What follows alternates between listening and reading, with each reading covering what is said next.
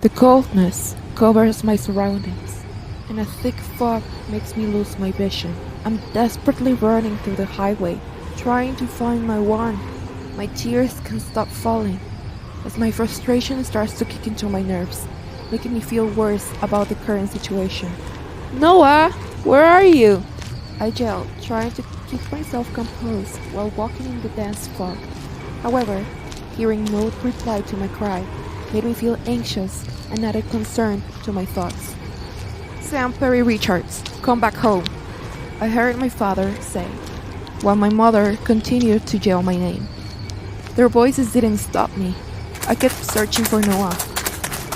Suddenly, I crossed the road and saw someone standing in the middle of all. I blinked a few times and noticed Noah's body. Instantly, I ran towards him, while tears streamed down my skin. However, he eventually raised his hand, and my pace slowed. Noah, what's wrong? I asked, trying to control my stutters. Sam, I'm sure you know that our parents won't let us stay together, and I can't live without you. Noah spoke between deep breaths.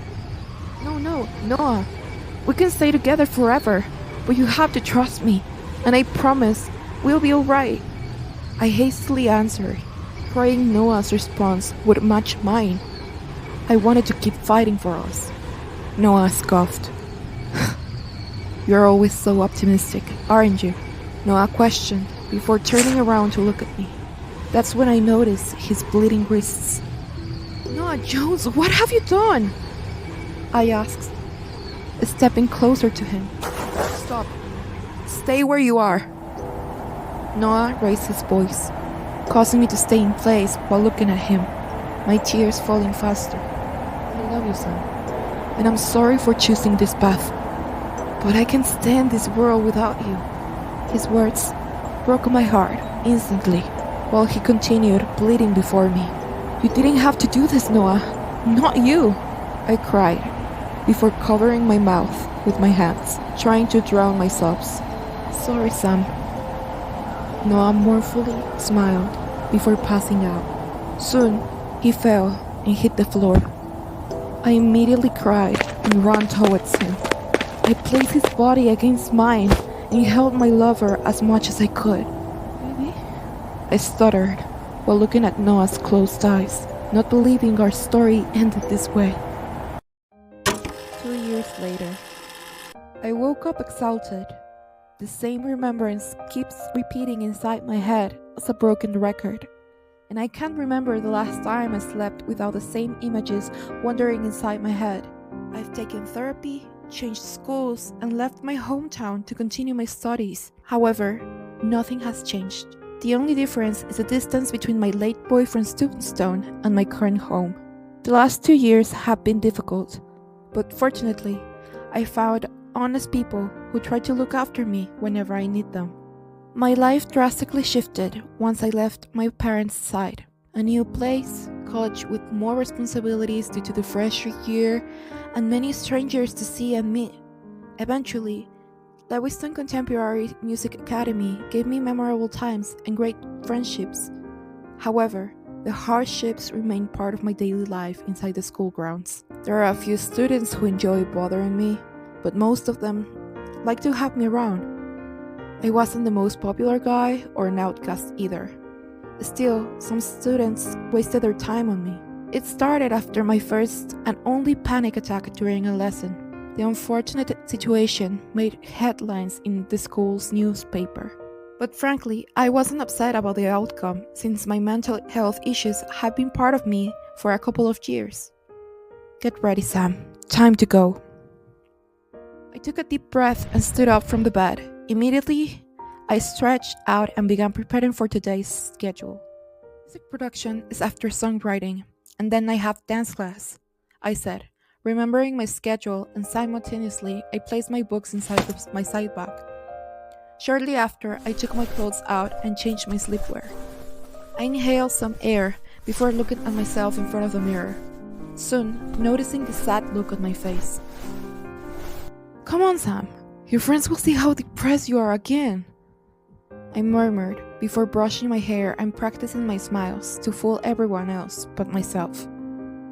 Once everything was ready for today's day at university, I glanced over the framed picture on my bedside table. A photograph of Noah and I. It was our first anniversary when he took it. Immediately, I smiled and nodded, feeling ready to encounter another day. I grabbed my side bag and my phone before walking out of the room, briefly meeting with the rest of the apartment. Then, I got out into the streets, not hesitating to go. The streets are empty at this hour, and only a few cars are in sight. This peaceful scenery eases my anxiety. Hence, I took a deep breath, letting the air refresh my body. And then, I unlocked my phone and texted my friends. I'm on my way to the academy. See you at the gate. Sam. I sent the text, took out my earphones, and played music from my phone. Then, I continued to stroll toward college, while listening to the song that reminded me of Noah. Some might say I'd better forget about Noah if I want to move forward. However, I can't accept that advice or perspective. Call it whatever. I believe Noah gave his life because he lacked hope in society. Back then, nobody accepted our love, and our parents were the first to reject us. Both sides wanted us to break up and never see each other again, something none of us desired. As the eldest in our relationship, I felt at fault after he left this world. I was responsible. I should have kept him safe and loved, but the other people's perspective and words took the best out of our relationship. After losing Noah, I haven't loved anyone. It almost feels like a part of me lies beside him and wishes to stay there forever. My friends encourage me to find someone else, experience love, and not give up on finding happiness. I must listen to them. It would help me meet new people. However, it's easier said than done. Even though I try, my heart can't awaken and beat for another person who is Noah. I strolled until meeting the academy's gate. I felt relieved to see fewer people at the front. I didn't have to greet too many of them. After responding to some waves and good mornings, I silenced the music and enjoyed the soft sound of the wind and the birds' sound. My smile appeared on my face, revealing the sincere expression of calmness I used to hold every day. "Hey, Sam!" I heard Bentley Ross shout, averting my attention from my surroundings. Then I instantly glanced at him, soon finding Kian Edwards beside him. I waved at my friends before walking towards them, ready to start the day without feeling empty-handed.